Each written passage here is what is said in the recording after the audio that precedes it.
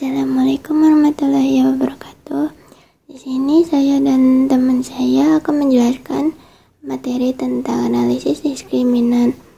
Dan di dalam materi ini terdapat beberapa subbab di dalamnya seperti pengertian analisis diskriminan, tujuan dan fungsi analisis diskriminan.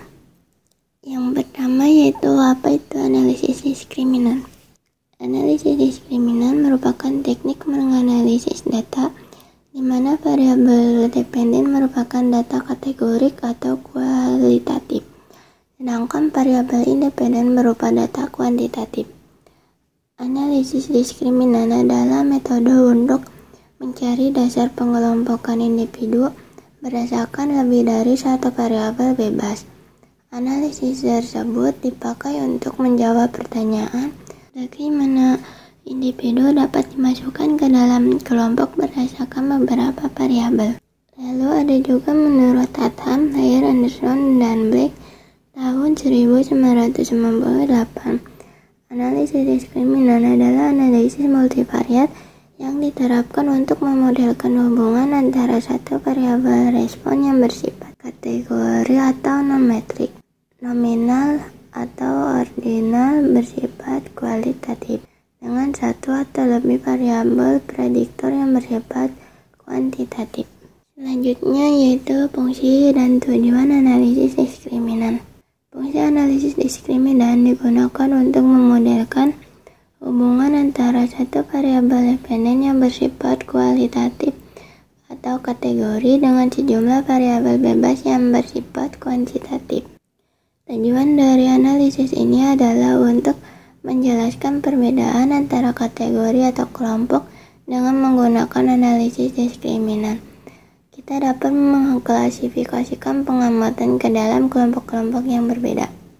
Dan tujuan analisis diskriminan yang pertama yaitu mengetahui perbedaan yang jelas antar grup pada variabel dependen.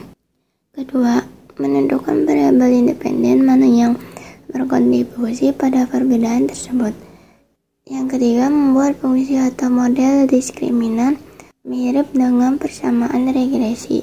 Dan yang terakhir, melakukan klasifikasi terhadap objek ke dalam kelompok atau grup.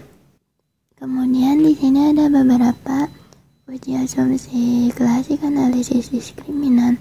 Yang pertama, uji normalitas. Yang kedua, homogenitas. Dan yang terakhir, multikolenialitas. Selanjutnya ada studi kasus, yaitu analisis diskriminan dalam memprediksi kepuasan karyawan di PT ABC.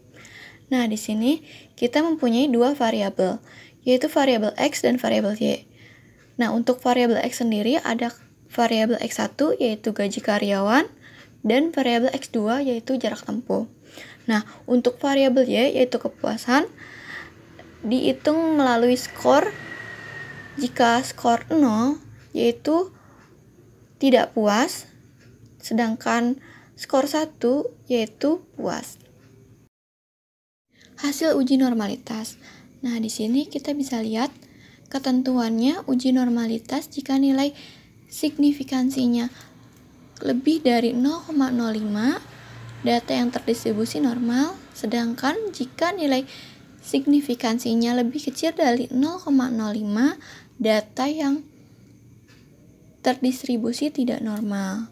Nah, kita bisa lihat di kolom datanya yaitu 0,98. Jadi kesimpulannya data yang terdistribusi itu normal.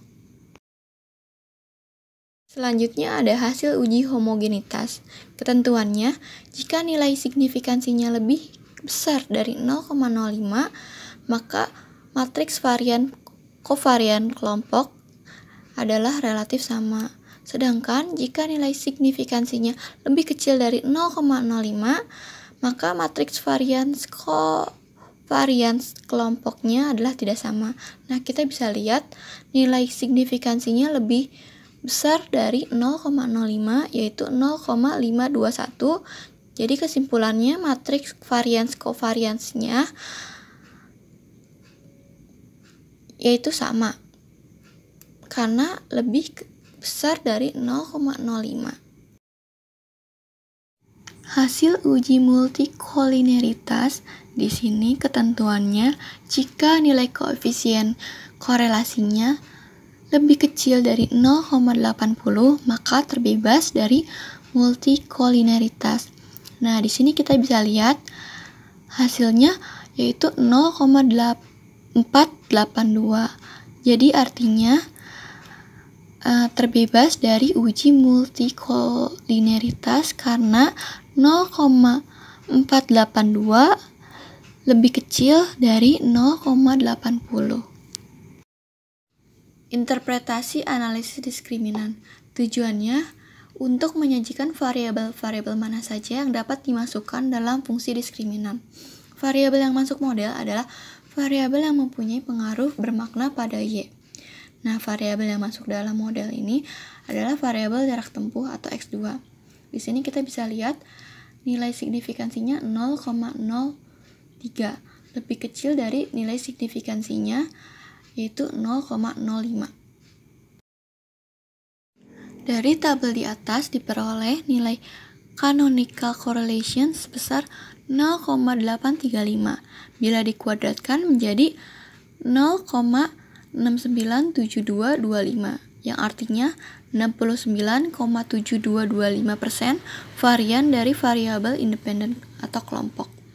Dapat dijelaskan dari model diskriminan yang terbentuk.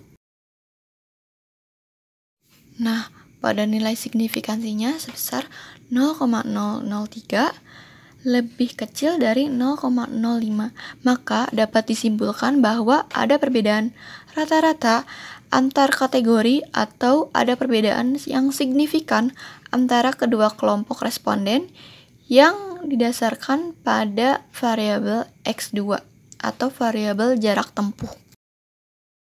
Untuk struktur matrik, pada dua variabel independen di samping, variabel yang memiliki keeratan hubungan dengan fungsi diskriminan adalah variabel X2 atau variabel jarak tempuh dengan perolehan nilai sebesar 1000. Untuk nilai konstan sebesar minus 10.679, hanya satu variabel terpilih dalam membentuk fungsi diskriminan, maka dapat ditulis fungsi diskriminannya sebagai berikut. Nah, di sini untuk skornya minus 10.679 ditambah 3.353 X2. Nah, X2 didapatkan dari jarak tempuh. Nah, kelompok keputusan 0 atau tidak puas ini ada sebanyak 3 orang, kita bisa lihat di tabel. Sedangkan kelompok dengan keputusan 1 atau puas ada sebanyak 7 orang, kita bisa lihat di tabel. Nah, selanjutnya persamaan untuk kelompok 0 atau kelompok tidak puas, nilainya minus 37.720 ditambah 28.852 X2.